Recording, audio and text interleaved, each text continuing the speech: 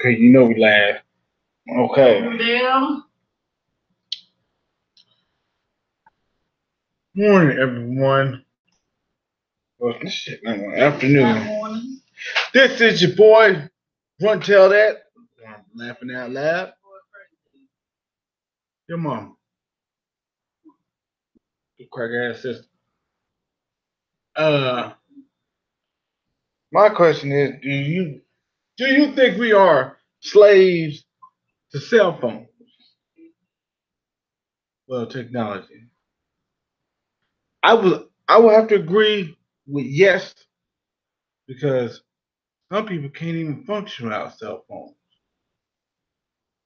On I have two videos so far. One video is a girl who's looking for a phone, and like she just I'll just let it show. It's her roommate who has her phone. And what this girl goes through extreme lengths to what's the word for it? To find the cell phone, but she never does. It's like, would you say cell phones are the new drugs? Baby, talking to you. Do you think cell phones are the new drugs? So, I mean, I get off Facebook and Twitter, but I'll really be on it. I'll really be on it like that. I don't know exactly what to say to that shit, but but we're using this by way of fair use, as you can see the logos. Um, actually, I have to go in my history to find it because I was actually looking at videos that will actually support my story.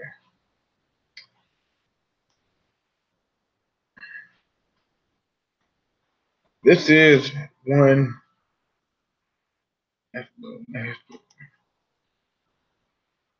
Yeah, they got people making this is the video. And remember, we are using this video by way of fair use. So let's roll it. Hey, I just created a Wix website for my business. Let me show you how I did it. Let's go to Wix.com. I can add anything I want and change things up. Fair use. Fair use.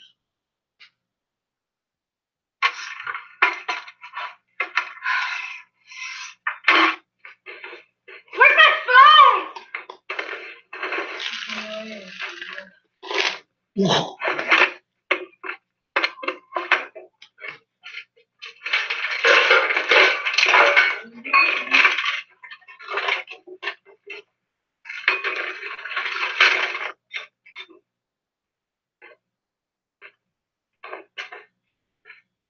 Sophie, stop!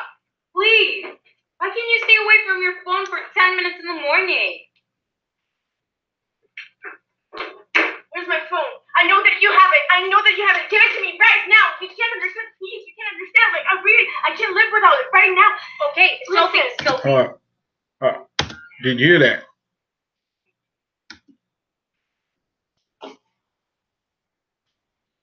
I want to know if anybody heard that, what she said. She said, I can't live without it. So, but when did cell phones start popping off? Went around like 2000. You might not want to ask me. Well, like 2005, 2006, when cell phones was jumping. Well, they started to jump, but they weren't advanced as this. And so as soon as they came out with the smartphone and Facebook, that's when motherfuckers just couldn't get off some freaking ring. Really? Yeah, social media. Feel like that.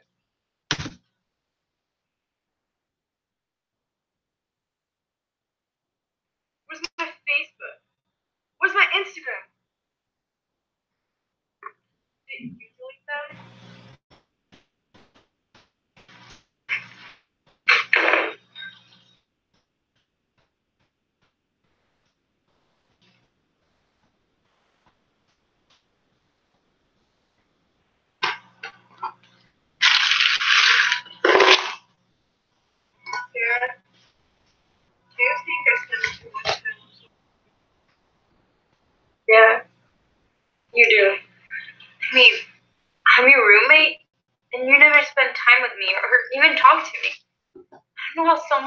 so addicted to some stupid post.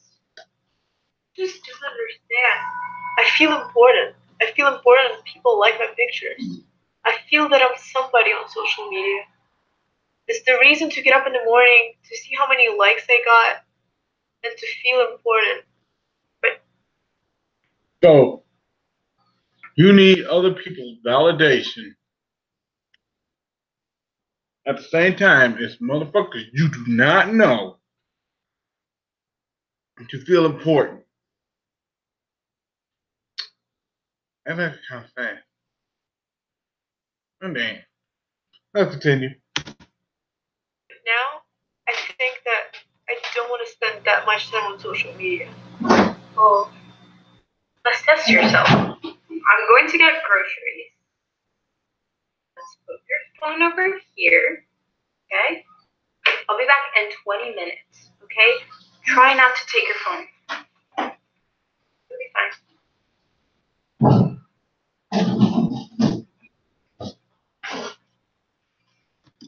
All right. Now, my next question to everyone is, do you think he's going to touch it or leave it alone? 5, 4, 3, 2, 1. I'm going to let you guys have that. Now, we'll let it play and you'll have your answer. Hello. Hi, Hope. What's up?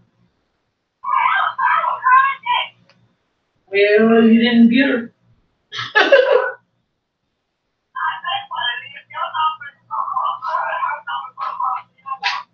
Mm-hmm.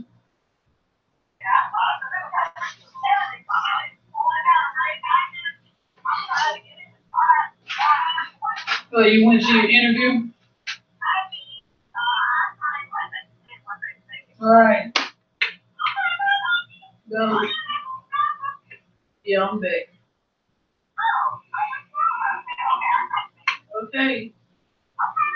Well.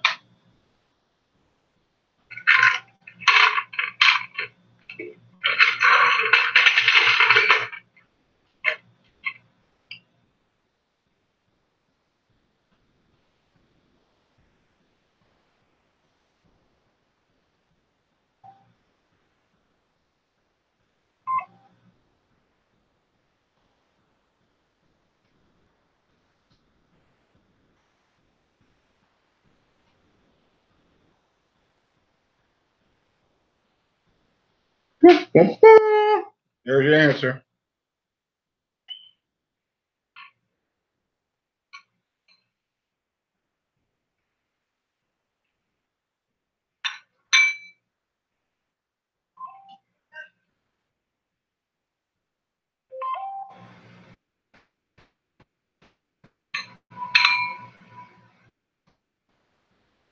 Oh my god. So I ran last night to the grocery store, and then there was this guy who was walking down the lane, and then he looked at me, he smiled at me, and then I smiled at him back, and then he came back just to give me his number, okay? And then I took his number and texted me about 10 minutes ago or so, and he wants to go out with me. And I think we're going out on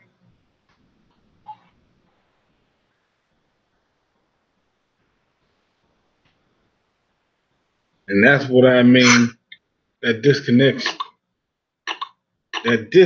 you with reality. Sophie, put your phone down. Hey, wait a second. Someone just had me friend request. We talked about this. You said you were gonna stop. Stop looking at your phone. What the hell is wrong with you? I connect with people on Facebook. I post a picture on Instagram, people like it. I Snapchat my friends, I tweet about my day, I do whatever I want. You don't have Instagram or Facebook. You don't know what it's like to be connected to a million people. You're possessed, okay? You can't live without your phone. You can't breathe without it. Okay, give me that. No, what are you doing? It's my phone. Stop.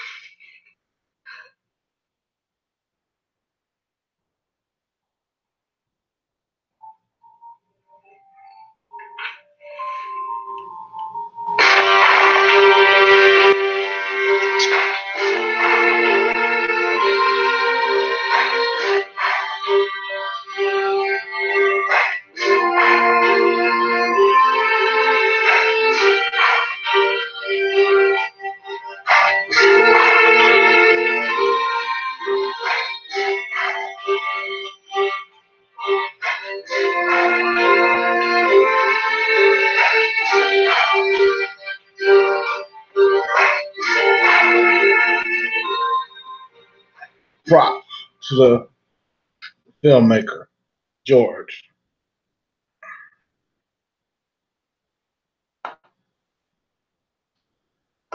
Yes. 1 billion of us own a smartphone, and we know how addicting it can be. One former Google employee says this is no accident. Fair Indeed, use. it is by design.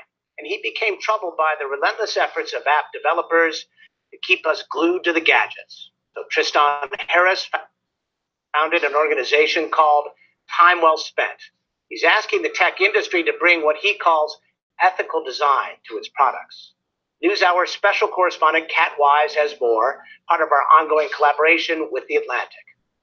I noticed when I was at Stanford, there was a class called the Persuasive Technology Design class. There's a whole lab at Stanford that teaches students how to apply persuasive psychology principles into technology to persuade people to use products in a certain way. So it's not about giving you all this freedom, it's about sucking you in to take your time. So the goal is to keep us on our devices longer. Why? For any company whose business model is advertising or engagement-based advertising, meaning they care about the amount of time someone spends on the product, they make more money the more time people spend. So the game becomes, how can I throw different persuasive techniques to get people to stay, to spend as long as possible, and to come back tomorrow. And it's clearly working. Today, wherever we go, we're inevitably surrounded by fellow citizens staring into their phones, as we usually are too. What do you think about when you're out in public and see people on their cell phones? Have you ever been in a moment where you're sitting there and you just start using your phone to do something productive? Maybe you're in the back of a car, in a taxi, or you're on public transportation. Your phone is always giving you a way to spend time that can be more productive, more entertaining, or more stimulating than reality. I often say that this puts a new choice on life's menu that's sweeter than reality. And so we're turning to it more and more often. We check our phones about 150 times a day. And what are the costs of that sort of constant interaction with technology, both on an individual level and as a society? Well, I think each of us have to tune in for our own experience.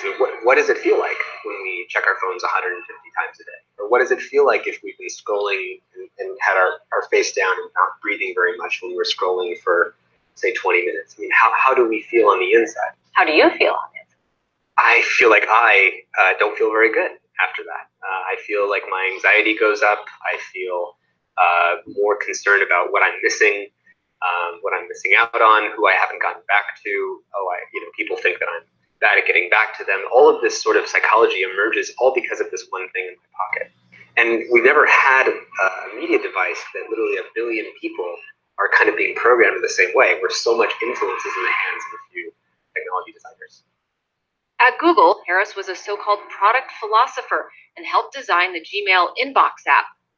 First of all, there was no one in the Gmail team who said, how can we addict people to email? There's no one who said that. That was never a goal. But you did hear conversations like, should we make it buzz your phone every single time you get an email? There's a design question. But the outcome of that one choice would be 1 billion people getting buzzed at dinners with their dates and with their friends and with their family. All of these billions of phones, by the product of this one choice, would be affected and interrupted all the time. And that was a conversation that you weren't having. I was getting a little bit disenchanted with whether or not we were having, I thought, the bigger conversation about when email or any product that we make actually makes a positive impact on people's lives. And I made kind of a slide deck, a manifesto. It basically said, never before in history have 50 mostly male 20 to 35-year-old designers living in California working at 3 tech companies influenced how 1 billion people spend their time. This is Coffee Bar in San Francisco, a popular hangout for high-powered techies like Harris, the ones whose choices can influence so many. This idea of missing something, I think that drives a lot of this. Tony Robbins has a great quote. He says, I run 8 companies and I have thousands of employees. What do you think the chances are that at any given moment, if I check my email, something has gone wrong? With his organization, Time Well Spent, Harris is urging peers in the tech world to have new conversations about the best interests of consumers. We need to change the incentive. I mean, I think so long as the business model of technology companies is advertising, we are going to have a problem. And that's what we're trying to do with Time Well Spent, is change the conversation from being about maximizing engagement and time to being about maximizing net positive improvements to people's lives. What are some examples of apps that people use on a pretty regular basis, and ways that these companies are drawing this in? Have you noticed, if you ever log into Twitter as an example, so there's an extra delay that you don't know how long it's going to take, between 2 and 3 seconds, where that the number of new notifications on Twitter you have. So why is that there? Well, it makes that into what's called a variable schedule reward. It's like a slot machine. So you're playing the slot machine, and there's a time delay, and in that time delay, your anticipation is building, and then you get to see how many notifications I get. And so you become more addicted to checking it again the next time. It sounds like there's just a lot of sort of trickery going on here. I call it the race to the bottom of the brainstem to, get people's attention at all costs. Let's say I'm YouTube and I've got a certain amount of people's attention. What's YouTube's biggest competitor? Probably Facebook. Or take the CEO of Netflix recently said that the biggest competitors to Netflix are probably YouTube, Facebook, and sleep. Meaning sleep. Because at the end of the day, there's a finite amount of time people have. And if you're not getting people's time, someone else, some other app, or some other part of someone's life is going to get it. So these services are in competition with where we would want to spend our time, whether that's our sleep or with our friends. There's this war going on to get as much attention as possible. Tristan, tell me about how you use your phone.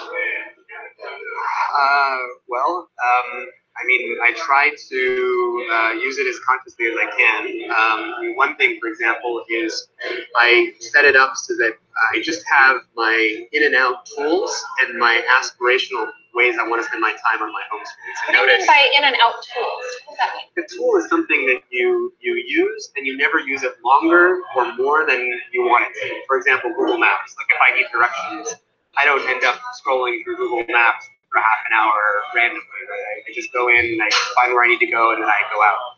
And these are things that really don't draw you in for long periods of time. There's nothing on my home screen that is explicitly makes money from or wants to maximize how much time I spend. And I put all those other things inside of folders that are hidden.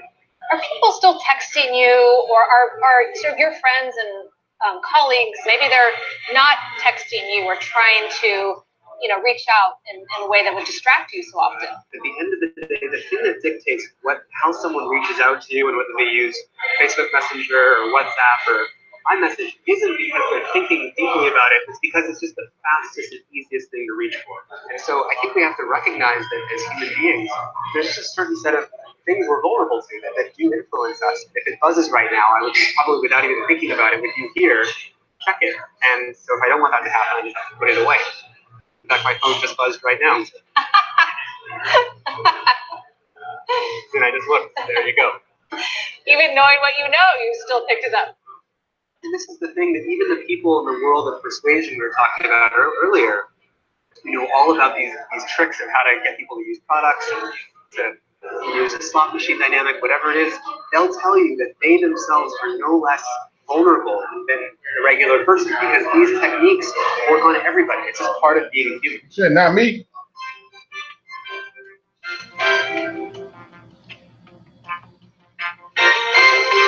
So I see notifications. I'll be like, I'll get back to it whenever I feel like it. But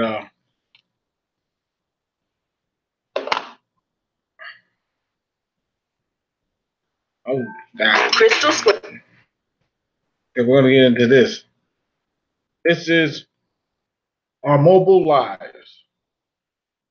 Yes, and I will be using this as way of fair use. Fair use. So no flagging.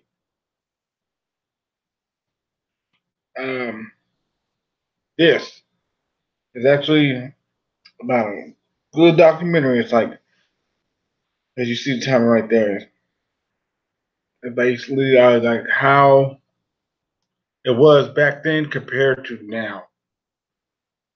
And that little slot machine dynamic thing he was talking about, I believe it works on a lot of people, but it doesn't work on me because when I see notifications, I'm the type to not really care.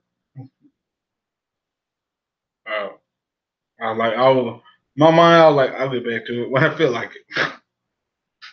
Boo, do you check your notifications every time you get one? I turn my notifications off. No, when you, like Facebook. I turn my notifications off. How do you, wait, no, when you log into Facebook, you see that little bell. Do you check that? Yeah, you do. At times you do. I rarely get on. Yeah, see, my wife barely gets on Facebook. Yeah, I gotta turn my notifications off because we get pissed off because someone be fucking going live a lot. You already know what I'm talking about. But I'm not. I don't know. I guess we're the exceptional few. Now I'm using this my way of fair use as I've shown before. This is Our Mobile Lives, the documentary. So enjoy the video. Instead, enjoy and hope that you learn something from this. There you go.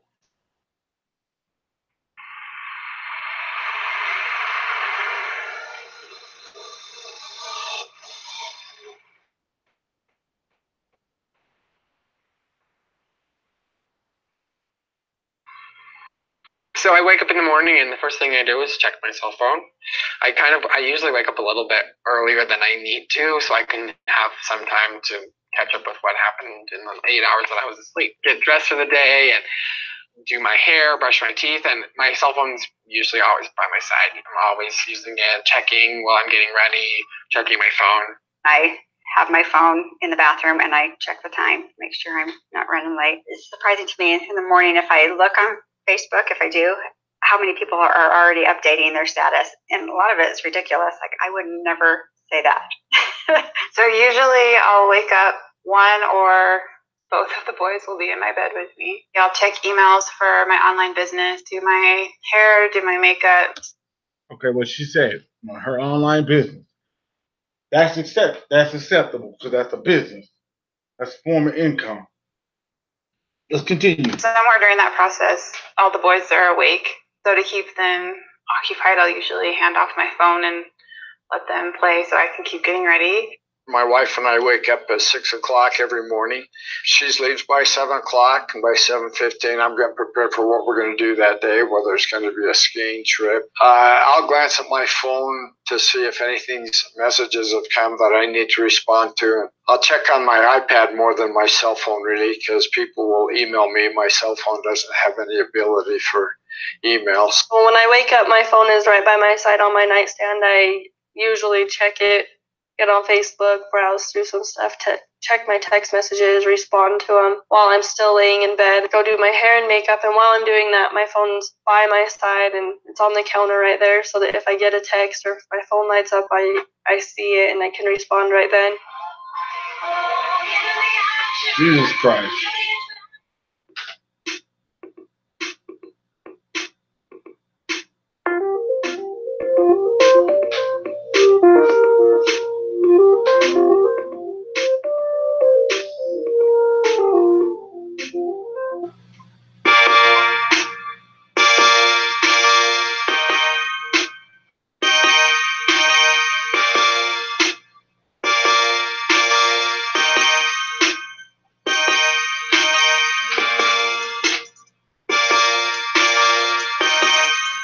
Like that beat.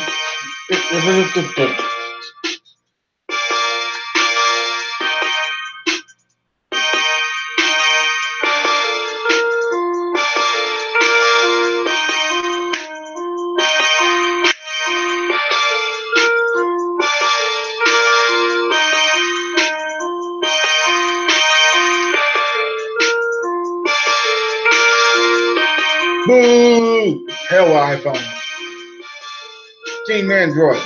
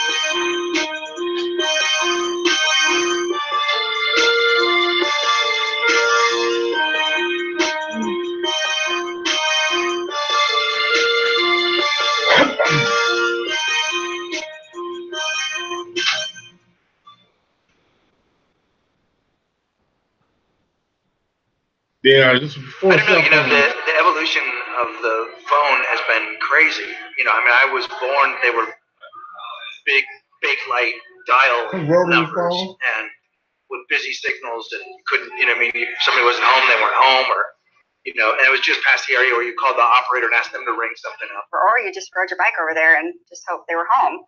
You know, if somebody knew where they were and then they left a note or something. I'm at, you know, this so-and-so's house, but no, we never knew where anybody was. Okay, boo, you remember rotary phones, right? I don't know about you, but this is me. I hated people that had zeros in their numbers. Why you laugh?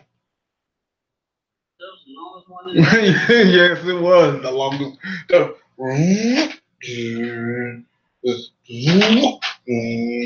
I know I didn't like calling my uncle. She had 3 zeros in a motherfucking number. But let's continue. That's how we had to dial phones back then. Let's just continue. You had to know where somebody was and hope that, you know, you could call wherever it was that they were at to get a hold of somebody that might find them to get them on the phone. You know, otherwise you just waited 8 hours to talk to somebody, and it wasn't a big deal because it was the norm. I think before that, in rural areas, there were party lines because there weren't really enough lines, and so somebody in the area would pick up the phone and they would be told who it was for, but other people could have also been picking up the phone. It was generally accepted that anybody could actually, on the party line, could actually listen in. My dad was a medical doctor, and I think as soon as he got a chance to get a private line, he got it because he'd get calls and people would interfere. It got a little bit awkward. It's located in a public space in your house, you know, living room. You heard of somebody down. So everybody knows when you're on the phone, and so everybody knows who you're talking to. And so for teenagers, of course, it was hell because they could never, like, you know, just hide away. And I remember when we got a long cord from the phone itself to the jack, and I could take it and pick it up and take it into the laundry room or under this table in the dining room. That's and what I could Napoleon does. talk on the phone. My family got two telephone lines because I used to talk on the phone so much. So they joked one was called 1-800-JONATHAN. We were just talking enough to make sure we're at the right place at the right time together. Once in a while, a girl would call up and you felt like you better talk to her for a while. Okay, so that was a different story. You know, we had to set a time. We had to set a place. You know, if we were out running around town, if we went to a football game or something, we want to meet up after the football game, you had to make arrangements that were rooted in space and time. I told my parents where I was going to be, and that's where I was going to be. If it changed, I would have to find a phone at our friend's house or whatever and tell them. Paid telephones. So you're always hunting a paid telephone down on occasion. Having to call long distance, put a lot of coins in there. That right there is that a was pay always phone. a little bit inconvenient, but that's the way it was. But it was a pain. Well, telephone tag. I mean, when you worked in an organization, telephone tag was just an endemic sickness. I mean, you would call at a time when you knew the person wasn't there because you didn't really want to talk to them. You just wanted to leave the message. So we had cell phones. We had old analog, you know, Gordon Gekko, you know, cell phones, right? That were expensive and huge, and nobody was really on the network. With my parents growing up, and they'll tell me that the cell phone they had was a brick and they couldn't carry it around in their pocket. I remember when my dad got his first car phone. That was like a huge deal because we like he was really in his car that much. But he could call and tell us that he was on the way home. We sat in the inside of the center console, and it was just huge. It was huge. He would like plug it into the cigarette lighter to turn it on, and we'd use it sometimes. It was always fun. They had pagers. I don't even know how to work a pager. I don't even know what a pager is, really. I mean, I know how it works, but I've never used one. And then I got a pager in high school, and that was like huge because you could use the numbers to make letters, and everyone would like text each other silly things or 143 and all of that kind of stuff. 143 is I love you in pager code because I, and then love is 4 letters and 3 is you. Hey man, don't be telling them our codes back then. Well, I think I got my first cell phone about 10 years ago because my daughter had told me I needed to have a cell phone. I was surviving just fine. Didn't particularly want to pay for a cell phone. But finally she says, hey, look, Dad, I can put you on my plan for $10. I said, well, $10 a month, nothing wrong with that. As long as you paying the bill, girl. I use my phone primarily for Phone calls. calling. Call. I hate talking on the phone. Texting. Text messaging. Text messaging, texting. I check my email on it. I try not to email on it. Social media. There's Facebook. I Facebook a little bit. I don't really go on Facebook that much. I take pictures constantly. My camera. Instagram. I'm always posting stuff on Instagram. I like pictures. I tweet.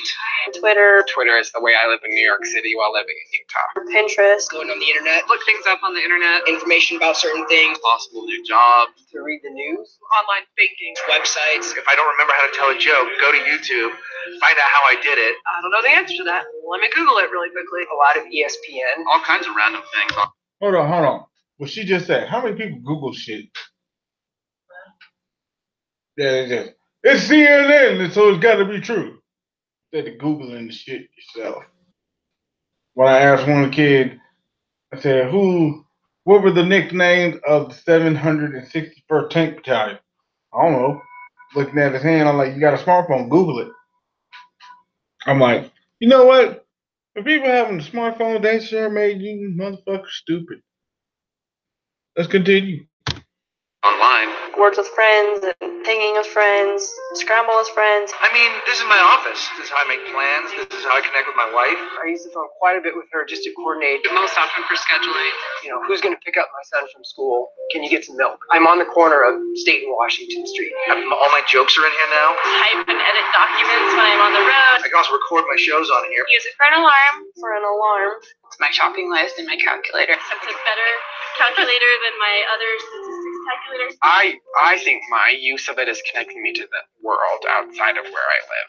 So I kind of use it for everything throughout the day. Essential. Yeah, I use it for everything. In terms of what I can accomplish with it, I can accomplish a lot. It's like it does the different things that I need. It has everything I could possibly need on it. It's a big deal. It's not this new flashy thing anymore, right? It's a regular part of our of just how we take care of our social affairs, right? Or how we just get information, or how we figure out where we're going. And you know, it's a multi-dimensional platform for all kinds of information and communication now. And we do rely on this, you know, set of tools in this consolidated artifact, you know. Changes.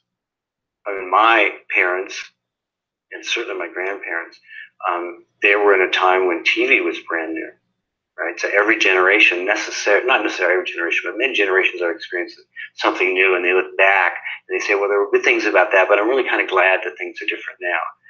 It's hard because at every level you advance with the technology, and suddenly you can't imagine what it was like a week ago when you didn't have it. I mean, the second you have a cell phone, the next day you're already mad that it's not good enough. You have some expectation of the future. So the evolution of this stuff is generally not that surprising, and most of us are even like, come on, when in fact what you're holding in your hand is a miracle. It's a computer. You know, this is unfathomable to 10-year-old Greg Barron, like just unfathomable. You know what I mean? So we moved from the place where the phone was a single terminal with no extra functionality, and it had to be synchronous, but most people were not synchronous, up to a place on the other end of the continuum. It's totally mobile. It's yours. The number actually does belong to you, and it goes with you, unlike the phone. And now we have all these other asynchronous and storage possibilities. So the concept of the phone has evolved too. It's not just before and after. Each one of those has social and organizational impacts as well. Mobile communications become the fastest, most widespread diffusing communication technology on the planet ever. And there's a host of social consequences that come along with that ubiquitous use. First, I want to say that there are kind of two perspectives on this. One of the perspectives that I see a lot in the media, and other folks actually in academia sometimes as well, feel that this is some sort of a revolutionary social change. Other folks feel that, and I tend to fall more into this camp actually, that this is more of an evolution of some of the things that we have been doing in the past, some of the things that we've been trying to do in the past. I think the ability to talk to anybody at any time is a marvelous thing. I think of things, and if I don't make that phone call now, I may forget about it. I probably forgot about it in the past. So I think you get more things done, more opportunities are there for you. If I can respond to you quickly, you can now respond to that other person. You can get that moved along a lot faster.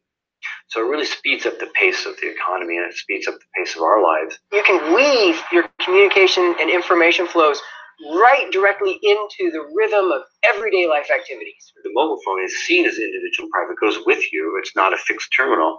But in fact, in many cases, it's quite public. It's forcing private stuff onto the public, which is not the case before. It's really, challenged traditional norms for what's acceptable, around other people. You have your phone and you're connected there, and so you're in this private space with the other person or persons. No one else around you can see or hear those other persons. Sometimes we hear you're speaking, and then the most dreaded thing is when people put them on the speakerphones or on the walkie-talkie, and both people are screaming as they're going through public space. So everybody else is confronted with this. But the tensions, I think, are most evident across generational lines. And so kids today, younger kids today, are essentially kind of growing up with mobile communication. When they're young, they're seeing their siblings, they're seeing their parents, they're seeing the world around them using mobile phones in the ways that people do now, around other people, at the dinner table, in public places. And I did a study of teens. One of the things that we found is that it's not a problem, normatively, it's not a problem for them to be together, spending time with each other, and for everybody to be on their cell phone, to pull out their cell phone and give your attention to somebody else who's in a different place. Not perceived as rude. A lot of times that interaction gets weaved into the face-to-face context, I think that we're still communicating, but in a completely different way than anybody else ever has before our time. I don't think when you're in a large group of people, especially with friends, I don't think you should use your phone at all. I think it's actually pretty rude. Should I answer my phone during meetings? Well, a lot of people do, or they text under the table. In some cases, that actually allows them to maintain work that's going on in the organization during the meetings. On the other hand, it distracts attention to the point of the meeting. And it's very difficult to get everybody to be fully engaged. I see people who are trying to talk and email and text. I think you get a highly fractured focus, which I don't think is effective. People's attention is definitely divided on the phone. I know mine is. It's not as natural. It's not as okay. It's not as fine with us sometimes when people are using the mobile phone to take care of their own personal business or to connect with other people when we expect them to be paying attention to us. These older individuals, myself included, we have had to adjust. This was not normal. This didn't even exist when we were younger, substantially younger. So we have adapted to the technology. My kids gave me my cell phone. They gave me my iPad. They're trying to get me up to date on things. The biggest difference between now and before is that you could get lost before and nobody could find you. And now you can't go a murdering because people know where you are. There's a different expectation now in terms of what type of communication you're going to have with people, because it's so accessible to communicate on so many different levels, through email, through text messages, through social media. There's more communicating going on, and there's more accessibility, and there's more of an expectation to always be accessible. Is so dramatically different from what it was, honestly, even 10 years ago. Not everybody is interested in being this highly connected. Not everybody's able to handle the pressures, of accessibility, of the expectations for accessibility. Not everybody's able to handle those pressures in the same way. It can be very stressful for some people. There's certain kind of innovations that you yourself can adopt, and you're the one who uses it. You don't need anybody else, right? Like Hulu is the classic example. But with communication devices, they're network. You can't adopt them unless other people also adopt them, right? So as soon as you do that, you're no longer an individual actor. You are buying into a network of relationships and dependencies and expectations. It wasn't required. No one expected to be able to get a hold of me. They just could. But then a few years later, it became well, why didn't you have your phone on you? And I hated that. It took me a long time to get used to. And that's why I say when you choose to do that, you're immediately opening yourself up to a whole bunch of things that you don't have choice over, right? Because now people expect you to do this stuff. It used to be a problem for you if you didn't have access to this technology. You were the one that wasn't plugged in, and you would be missing out on stuff. But now if you don't have the technology, it's a problem for other people who are trying to coordinate with you. It's a hassle for them. When you're not using it for a while, you do realize how people do leave you out. And if you don't respond on there, then they're not going to go out of their way to find you, you know. They just use that one tool. Yeah, I mean, I'm graduating, and my graduation party is going to be a Facebook invite. If you're not on Facebook, not invited. I'm not going to hunt you down. There's very few people who are that important in my life that I'm going to hunt you down to invite you. I didn't have a computer. I famously was a guy who was late to getting an actual computer because I didn't understand them. That was when I was young, and I took the stance of like, I'm not a computer guy, bro. At that point in time, that was like saying, I don't use the phone, buddy.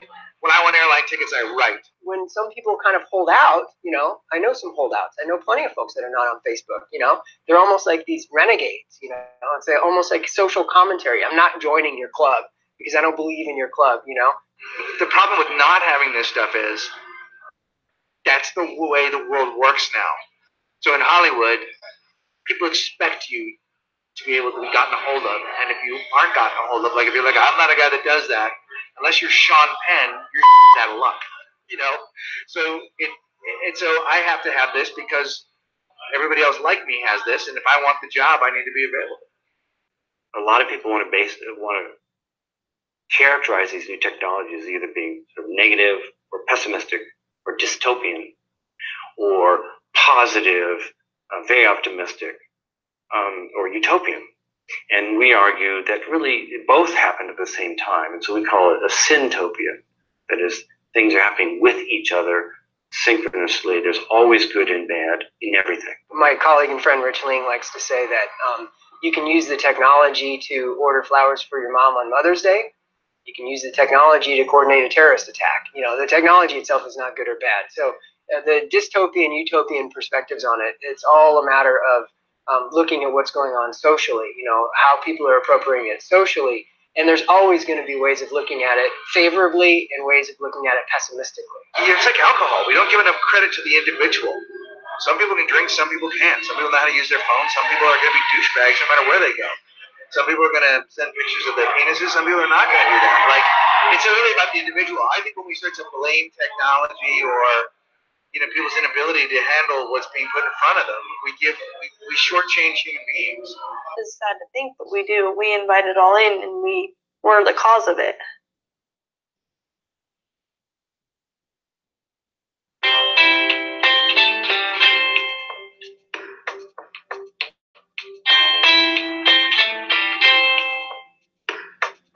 Trevor and I had a picnic. It is nice because I do eat with them often. I'll ask one of my family members just to come get me, and we'll go out and eat together.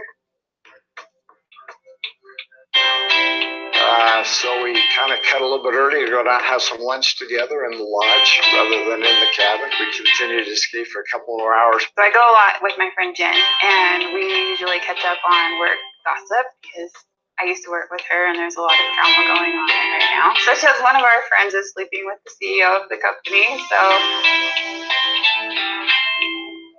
after I got off work, I'll come home and call my friend or text a friend and say, you want to go walking or go do something because I have a couple hours before school's out.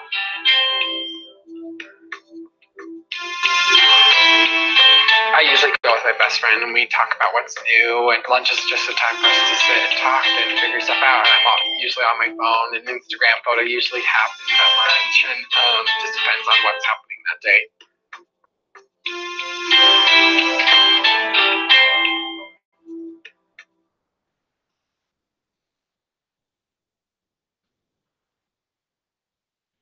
But now I can drive, I can do whatever I want and be on the phone. I mean, I know I text and drive. The other day, I was actually looking on the freeway, and I didn't have my cell phone out, but I was just looking at other people to see what they were doing, and everybody does it. I don't think anybody doesn't text and drive. All the time. Well, I try to do more calling than texting, but if I'm driving somewhere and I need to look something up that's pertinent to like where I'm going, I don't hesitate to check for directions or see how late something's open. Or if somebody's calling, sometimes I'll answer it, but if it just vibrates, I know I have a text, I'll look at it and then glance at it, put it down, and I won't respond right then, I'll wait till it's like a red light or something. I've stopped people from texting while we're driving. Terrible. I try really hard not to. I try really hard. I'm proud of myself. I can go from my house on 45th South to here without texting and driving. You can see why. Gosh, I'd love, if I were doing business, I'd probably be doing business on a cell phone, driving down the street. I mean, it's so easy. I work at Intermountain Medical Center, so we have a lot of car accidents come in because of texting and driving. About 4 years ago, I witnessed a head-on collision from someone who dropped their phone while texting and murdered 3 people because of it. Seeing other people using the phone while they're driving, I mean, that's really high on the list of people concerned because they know that that person is now distracted and they get hurt not just themselves but other people, including me. There's some evidence that suggests that when you text and drive, you increase your chances for an accident by 1,200%. I mean, it's ridiculous. More people die every year because of people who text and drive than people who are drunk driving or fall asleep at the wheel. When you look at something like texting, it eclipses what you'd see with someone who's at 0.08 blood alcohol level. And odds of getting into a crash is double that of the drunk driver. It should be illegal everywhere. And if you're caught, you should get a reckless driving. Texting kind of creates that triple whammy of having to look at the cell phone to read the messages coming in and or to compose or correct anything that might be in the message you're trying to send. I'm going to stop right here. I'm going to say this. Commercial vehicles, they say when we drive at least 55 miles an hour and we take our eyes off the road for 1 second, we actually traveled 60 feet. A lot can happen within that 60 feet. No doubt. At least one hand is going to be on the cell phone for typing in the keys, and sometimes you see people typing and steering with their knees. And lastly, people are paying attention to whatever they're reading or trying to compose, and that triple whammy of eyes off the road, hands off the wheel, and mind off the road, mind off the drive, puts them at a really high level of risk, much greater than things like talking on a cell phone, much worse than driving drunk. So we know that different kinds of distractions and different kinds of impairments have different signatures on the roadway. Whenever you're driving down the freeway, I can usually predict who's on their cell phone because they're slowing down. Then you catch up with them and move over and look over and they're on their cell phone generally. You know, you see someone swerving on the road and you like drive past them and they're like talking on their phone and you're just like, what the hell? The person that seems to be swerving all over the road, having difficulty staying in their lane, running red lights, and almost rear-ending somebody, that's more typical of someone who's texting. They're just not looking where they're going, and so they're driving blind. Ironically, the cell phone driver suffers greater impairments from, if they're talking, that is, suffers greater impairments from just not looking and seeing. So they either don't look in different places or they just stop processing what their eyes are looking at. So they suffer from inattentional blindness. Not noticing that there's a pedestrian, not noticing that there's a traffic light, not noticing some other hazard. And that signature is exactly the same for a handheld and a hands-free cell phone. There is no safety advantage that we've been able to discern for a hands-free. Both are associated with an odds ratio of about 4 times more likely to be involved in a crash than that same driver if they hadn't been using the phone. Even though many states have suggested that using a hands-free cell phone might be safer, the empirical evidence doesn't. It's, in a sense, wishful thinking. I was getting worried. I said, if you didn't answer this phone this time, I didn't know what I was going to do.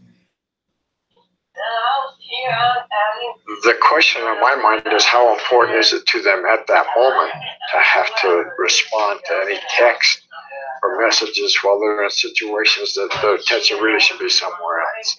So you might ask, why are people persisting in using these technologies even though they're unsafe? One of the reasons that we found that people tend to do it is they tend to overestimate their abilities. They say that other people are impaired, but they're not. Well, it really bothers you when someone else that you don't know does it. It doesn't bother you nearly as much as the person next to you doing it.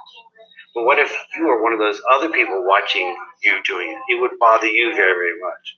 So we tend to totally tamp down our own perceptions of the problems of these things when they're us or our friends. But for everybody else, a really big problem. If I see a text, then I'm like, oh, I need to reply right now. I have to. And a lot of people, sometimes I'm texting them. They're like, oh, what are you doing? Oh, I'm heading somewhere. Oh, stop texting and driving. Part of the reason why is they're very alluring. Right? You have some kind of a device that allows you to be able to make a quick contact with a friend or send a quick email or doing something else that seems to be really kind of stimulating and exciting. It's rewarding. Probably triggering some of the same reward circuits that are associated with other aspects of addiction. The thing that's neat about these things, what people like, is whenever they open it, there's like gifts for them. Like, did I get an email? Did somebody text me? Did somebody do this? Blah blah blah. You know, there's that excitement of like, you know, what do I have to open on here? What's exciting? Did I get mail? You know what I mean? Like, there's something kind of exciting about that, and that can be a little bit addicting.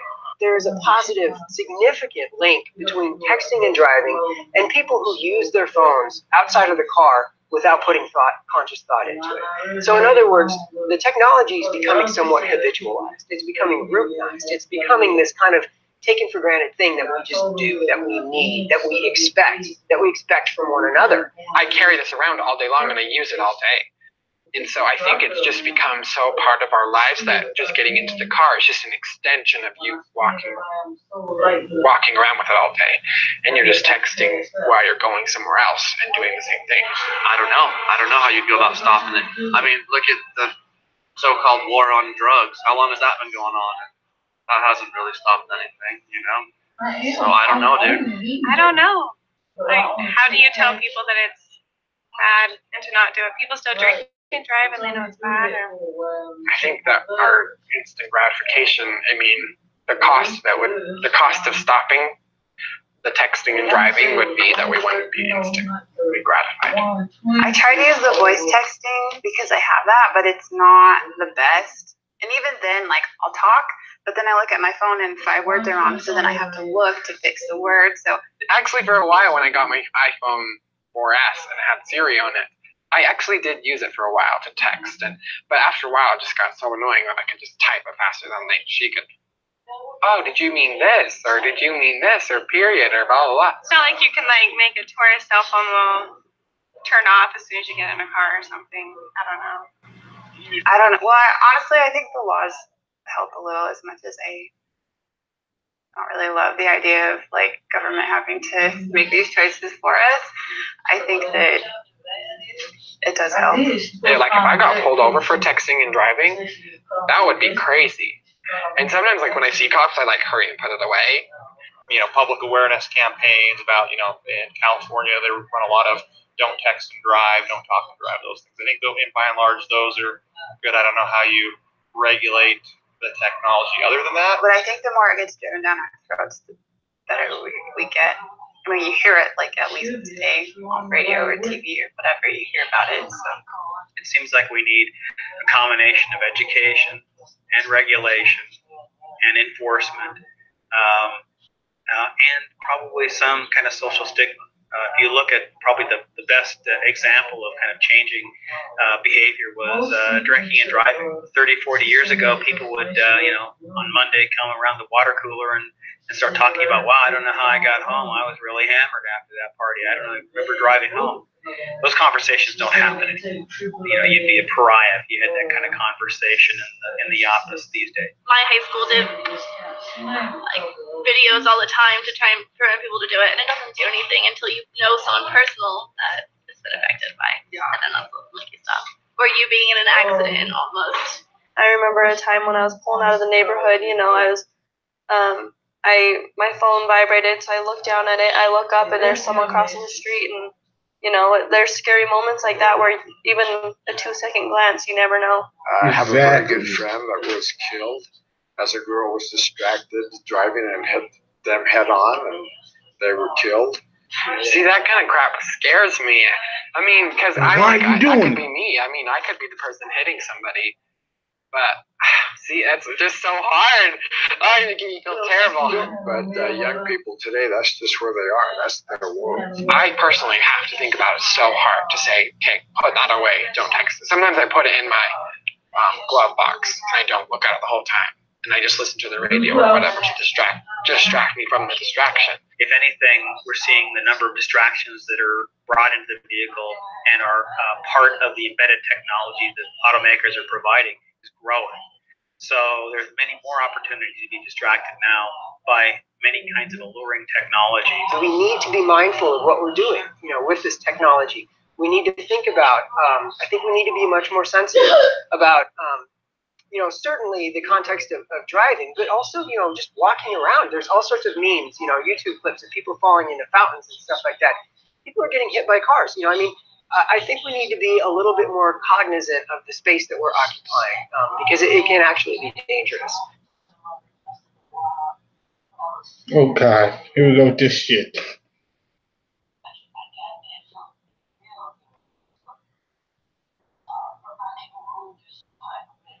This affords you the ability to connect in a sort of non-intimate way while being intimate with people. This allows for like a pure sexual relationship with somebody you don't know, or people are sexting or whatever. Like, you can be a lot braver on this than when you hear the intonation in somebody's voice. People will act and say one thing over a phone conversation through texting, and then in person completely different. It's almost like covering yourself with a sheet. You don't get to, you can be whoever you want, almost as a disguise. A guy that might say something kind of creepy or super forward on text, if I were to have met him in real life, he never would have said that, I've seen everything. I mean, when somebody's like, "Oh, look at this on my phone," somebody sent me, I'm like, "Okay, weird." I know it's everywhere. Like I just from online dating, like guys will want to start saying things that they never would have said in person, or ask for pictures. Like, I've never met you, and now you want a picture. Like, see you later. There's been lots of things. I mean, dirty texts, or you get the picture, or lots of crazy stuff. It drives me nuts. I just don't understand it. I'm like, how is that sexy? To take your pants off while you're in a text message. It's awful. It's terrible. I don't get it. I'm sure it's more prevalent than people talk about. Like, I don't go to work and say, "Hey, this guy was trying to," whatever. Like, people don't talk about it, but I'm sure it goes on all the time. Yeah, I mean, it happens. In my old school, it was a huge thing. I mean, people did it all the time, and I think that with students, it's turned almost into commonplace. I mean, when you hear somebody sexting, it's like, oh, okay, whatever. It's become that way, and it shouldn't, but it has. Now it's Snapchat that you're like more so than anything else. You get a Snapchat and you're like, oh, it's just gonna be like someone's face, so then it's therapy. So that's yeah. really weird. Not what you were expecting. Oh wow, okay. Hooking up, the students on campus, have told me in my classes that texting is one way of basically, casting a bunch of seeds out and seeing which ones might harvest at the end of the night, It's reduced the cost of exploring sexuality when you're young. I mean, the hormones are there, and a lot of society is designed about managing hormones. I think sexting is becoming popular because people just can't control their hormones, and they've got this little thing right in front of them. You can take pictures real quick, and they can communicate real easily and supposedly secretively without anybody else seeing. I mean, Freud argued that civilization is to repress a lot of natural drives that otherwise would make life chaotic and difficult.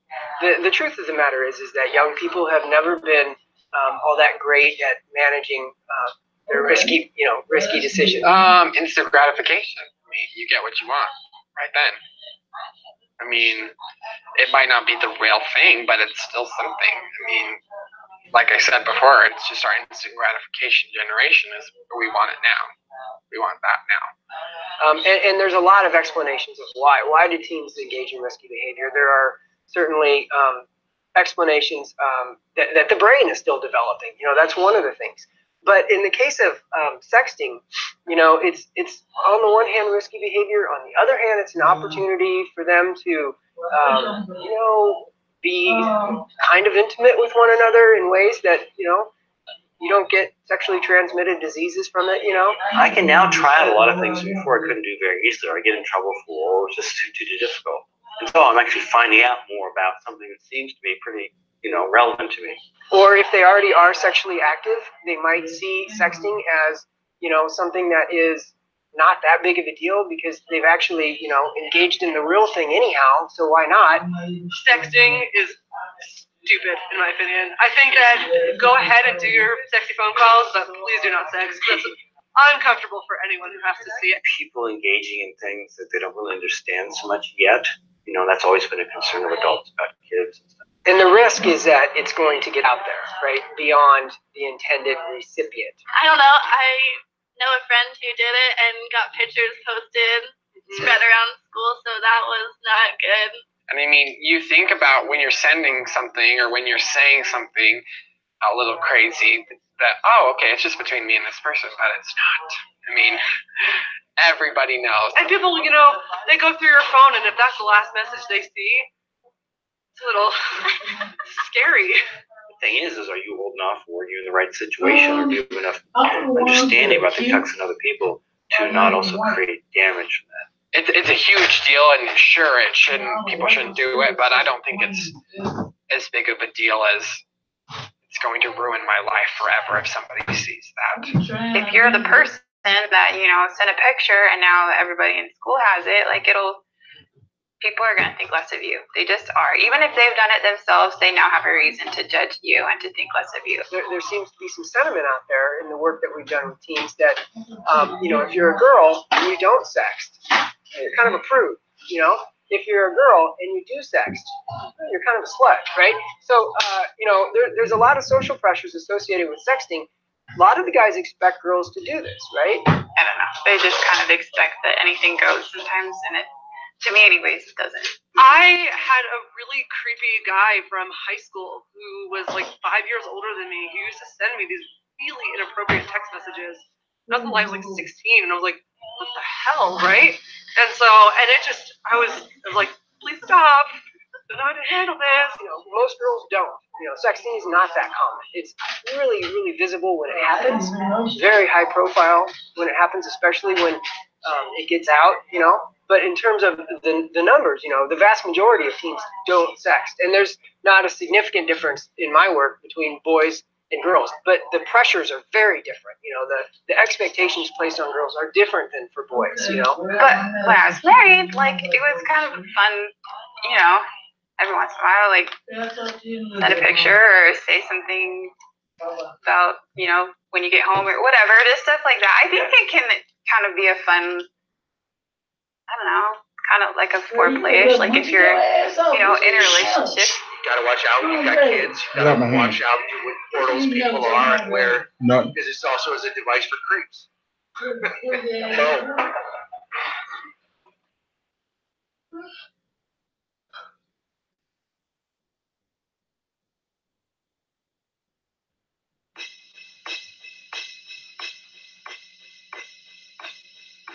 Sometime between 4 and 5, I leave. I go pick up my boys. Normally, I'm also figuring out dinner at the last minute, so we'll stop and grab something so I can come home and make dinner. So I like to keep those kids focused on what they're trying to accomplish for that time. Remember, we got interrupted a couple of times by the cell phone.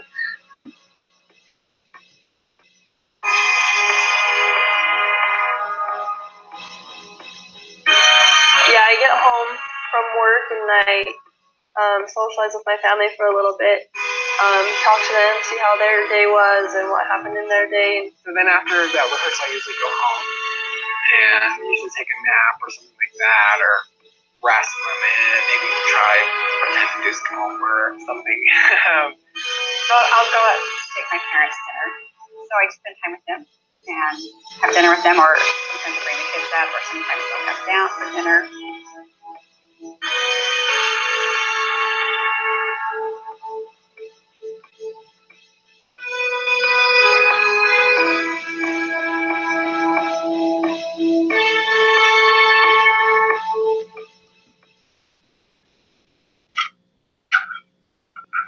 Oh yeah, those known to ruin relationships.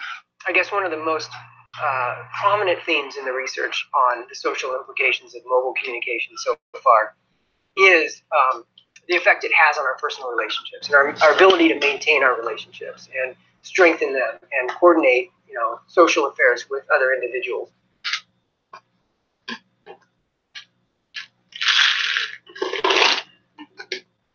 Well, I think using cell phones has been good for personal relationships for me, just because you can get a hold of people instantly. And so I think it has opened the possibility for people to connect and stay in touch with each other in great ways. And I think the people who utilize that properly and appropriately can have stronger relationships across the board. You can stay connected with people you couldn't otherwise stay connected with. Like my friends, I don't need to talk to them. Like I'm not with them at all times, and I can't be on the phone with someone at all times because I'm doing other things. I can be texting people and having conversations with multiple people at one time. It's a good way to like kind of let people know that you're there without like having to be super involved. Like I have friends that I still care about. We just kind of have drifted apart. And so every month or two, you know, I can let them know, hey, just thinking about you, whatever, and then that's it. I think that's what I really love about my cell phone. I mean, talking to my friends here is great, but really it's to talk to other people who I wouldn't normally get to see. Because of the lack of face-to-face, we're using certain kinds of social skills. But we're gaining other kinds of social skills. Interact with more people, we're exposed to more ideas, we belong in more groups than before. We're not trapped if you live in a small rural town in the US and you go all the way through high school there. You're pretty bounded, but now with all sorts of media, you're not nearly as bounded. It lets us fill in the gaps between seeing each other, you know, whether it's through texting, whether it's through photo sharing or whatever. I talk to my wife a lot, but I also text her. You know, there are certain things where it's like, this is just a text. Sometimes I just need to check in. I don't have to call her all the time, but I like to be able to say, here's where I'm at, or send a picture, or I'm thinking about getting this shirt, click, you know, boom.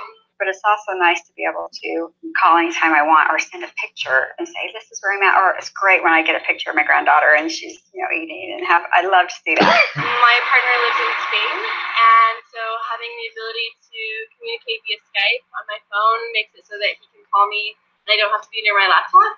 In my opinion, one of the biggest problems that this electronic communication has caused is it's removed filters for a lot of people, where I think people are more harsh with each other than they used to be. I think people are more critical, judgmental. They say things they otherwise wouldn't say. They communicate in ways they may not have communicated face-to-face or even over the phone. Because you can't hear the person's inflection if you're texting, so you don't really know their intent. When you're texting and you're in an argument, you're in the heat of the moment, so you say things without thinking and you just respond in a way that you look back and you're like, why did I say that? I wouldn't say that if I would have thought it through. If I would have known what was going on or what he was thinking, I never would have said those things. A lot of times they say things they don't mean, or they put it out there and they can't take it back. People seem to have lost their filters through some of these electronic means that made them tactful, that made them nice to each other. And sometimes you can get kind of consumed in all of these flows of communication. And that can almost, I think, sometimes rise to even more prominence than the time that we're actually spending together. It's better to be in a relationship that's in person versus over the phone. You can't have a phone relationship that will last. Obviously, it hurts if you're only using texting in a relationship. Like, you need to have, not even just on the phone, like in-person conversations with people. People just don't invest in each other like they used to. They may hang out at night together, but they're sitting on the couch with their smartphones instead of talking to each other. But it is annoying. I hate when we're sitting here and I hate when he does email. I think it's great for his work. I think it can drag your attention away from other people. Like, we'll go out to dinner and everyone will be on, oh, did you see this on the Chive? Or, oh, did you see this? And it's like, well, why can't we talk about how our deal is or what's new with each other instead of with the phones today? People still need to be physically like with other people. It's not enough to just have your phone. Even if we can see pictures of their day, we still need to actually see them in person, I think.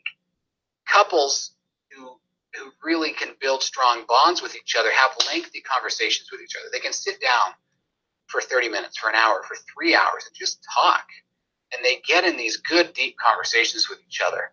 And if in the midst of doing that 5 times, someone has pulled out their technology to check this, that, or the other, comment on this, that, or the other, it breaks the whole thing up and it disconnects that bond that needs to be built. I think the one thing that has changed with having cell phones is you have a record now. My friend's boyfriend will text other girls and she'll get upset over it. I think it's weird that she gets so upset, but I mean, if he was like texting, like you said, or something to someone else, then yeah, I would get upset. But never really been a phone checker, but my ex-husband was, and I have a lot of friends who are like that. Or it doesn't even matter, like if it was any sort of a sketchy conversation, like they'll just delete things. Otherwise, their spouse will be like, "Well, who's that? Why this?" You know, and it's just weird now because you have that history, like it's just there. Cell phones have made it easier for people to start becoming suspicious, and most people who are using some type of electronic inappropriate connection with other people, cell phones are the ways the spouses get caught. Some people are afraid that mobile communication is replacing face-to-face interaction. And actually, in the survey work that I've done, I haven't found evidence for this. Actually, if anything, it appears that mobile communication facilitates more face-to-face interaction because we can make plans with one another more easily to hook up. It's more like an added layer of communication. You could argue that life has become much more penetrated, much more diffused and penetrated by all sorts of other things that used to be bounded by space and time and norms. There's a whole lot of literature on people who are given mobile phones as part of their job, and as soon as you're given that mobile phone, you're expected to answer that all the time. Cell phones and technology make it way too easy for business to enter your home. You're never off. Which has lots of implications for your relationships with your spouse and your children. There's a lot more effects on stress. There's a lot more effects on obligations and responsibilities. It changes the nature of your life and changes the nature of those two things. Because it works the other way too. When you're at work and your spouse calls about little Johnny, you have to deal with it right away. Whereas before, maybe they couldn't get you. There was a message. You'd have some time. But I don't think these are bad, and I think they connect more people than they don't connect. Miller and I, we always have a book going, so I'll crawl into bed with him and have my headlamp thing on, my lights, and read to Miller at night. And then after he falls asleep, I do bring my phone in there because that is the time where I'll probably check on Facebook, or sometimes I'll text my friends. But usually bedtime is when I'm on my phone the most. I'm usually checking Facebook on my laptop, but then texting and Instagram on my phone at the same time, just to kind of wind down and figure out what's happening in the world. That's my nighttime ritual. If I don't have that, it's kind of hard to go to sleep for me. And during that time, I'm usually either sewing or making jewelry. Eventually, I get sick of it and I go to bed. I check Instagram, see what everybody did today. Sometimes Facebook. I also have an Audible subscription. If I am not super tired, then I'll listen to my book till I fall asleep. I usually try and plan the day for tomorrow on the iPad. Also, will check the phone just to see if I missed some stuff during the day. We'll typically go to bed about 10 o'clock. And a little television, just go to bed. I'll just sit on my iPod, browse through Facebook, or, I'll play a game. When I'm actually in bed, I'll find myself, sometimes I waste way more time than I want to.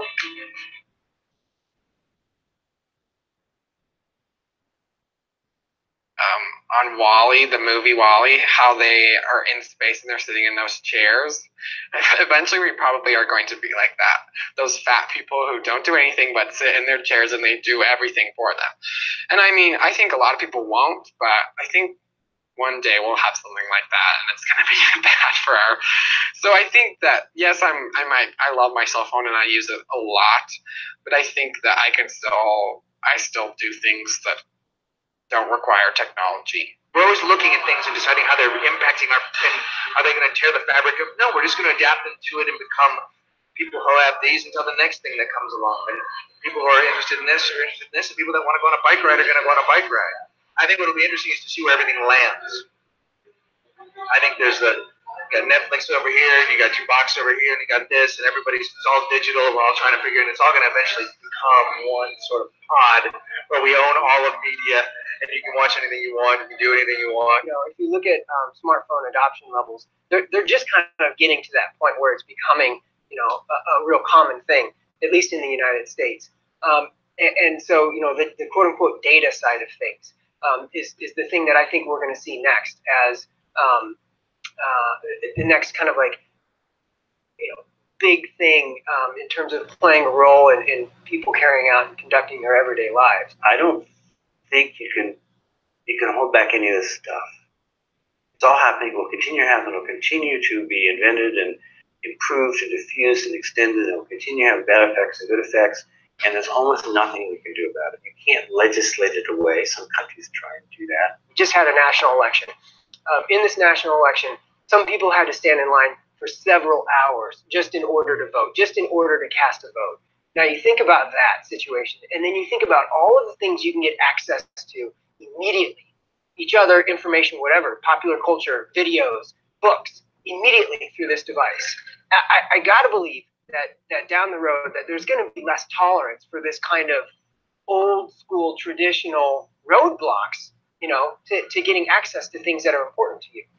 You know, I'm scared to think of what technology will bring, because I have a niece and 2 nephews that they'll come over and they'll be on the iPod, and my sister, it's her and her husband, and they have 3 kids, and they have an iPad, they have an iPod Touch, they have 2 smartphones. I mean, there's like 12-year-olds. It's not abnormal to have a 12-year-old with a cell phone. Like, how much younger is it going to get by the time they want phones? When I was growing up, I was given a coloring book and crayons, and I was satisfied, you know, whereas they have to have a phone to be satisfied. I think it's going to be worse for my kids than it ever was for me, because I know the difference between having a phone and not. And not to say that I have a healthy or unhealthy relationship with my phone. I haven't really decided that, but it's going to be hard for my kids. Well, if I were going to give some advice to the upcoming generation and you guys that are getting older, I would stay at the top of the electronic world. I'd stay with it wherever it is, learn how to use it, and learn to discipline yourself in its use. Moderation. The technology is providing great tools for us. The technology, the cell phones have made information and interactions accessible on levels people couldn't have dreamed of 20 years ago. Oh, this is true. And I think that can be a very good thing in moderation. You know, hopefully I can teach them, you know, to not say anything on their phone that they wouldn't say in person, I guess. It's like my main point. And then you slow down. Slow down. It would be great. Like when I moved here, my kids could ride a horse and up to the market. That's what they need to be doing. They just need to be outside and just be a kid. Help them realize that it's not like the end all be all of like having friends or being happy or whatever. It's just a means to an end, I guess. Don't get so distracted by things that aren't important. I call it getting caught up in the thick of thin things. Being on a cell phone can be a very thin thing, and to you it's thick, it's important. At times it is, at times it isn't. The problem is we're thinking it's thick every time we use it, and therefore we don't get things in perspective as it should be.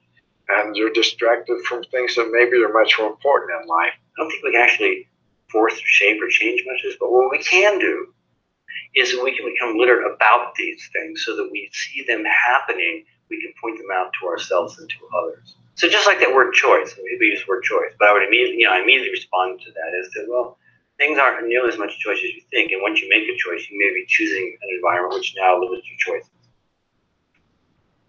So that gives you a vocabulary. Once you have vocabulary, you can then see things that you couldn't see otherwise, and then you can decide. A lot of people don't want to have to engage in that decision process. I don't know, maybe it's just getting older. You know, it's like you don't want to be yelling at windmills. It's like, this is what this generation is doing, and this is where the technology is going, and I'm just an old man who's happy to be able to, you know, sort of keep up. I mean, I think this helps on some level. It helps guys like me stay more relevant.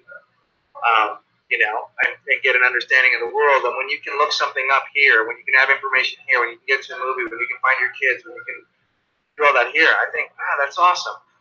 You know, guy walks off a cliff with a cell phone. That guy was going to walk up the cliff anyway.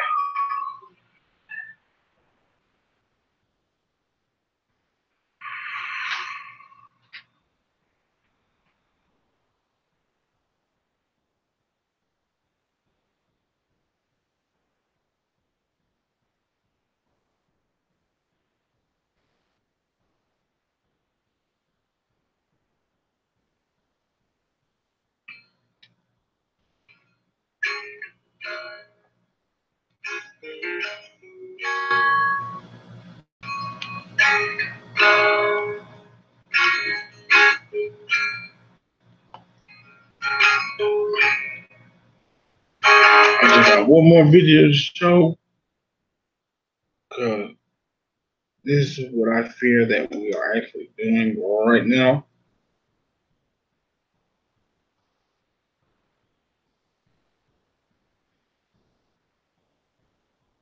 Right here.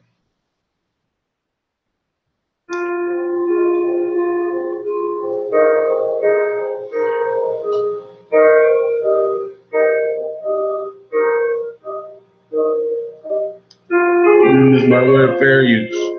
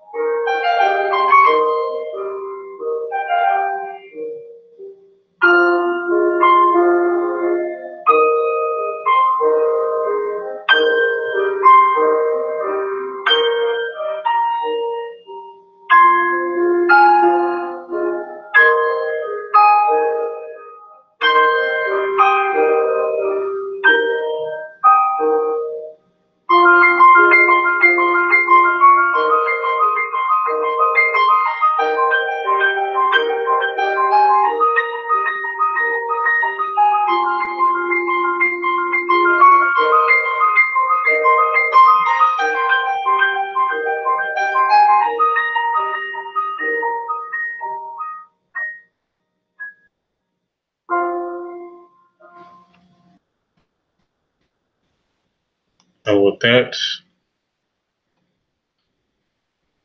I hope you guys learned something today. Don't become a slave to your phone. As the guy said, please use your phone in moderation and do not use it while you're out on the road driving. Until the next show, this is Run Tell That. Now go run tell that.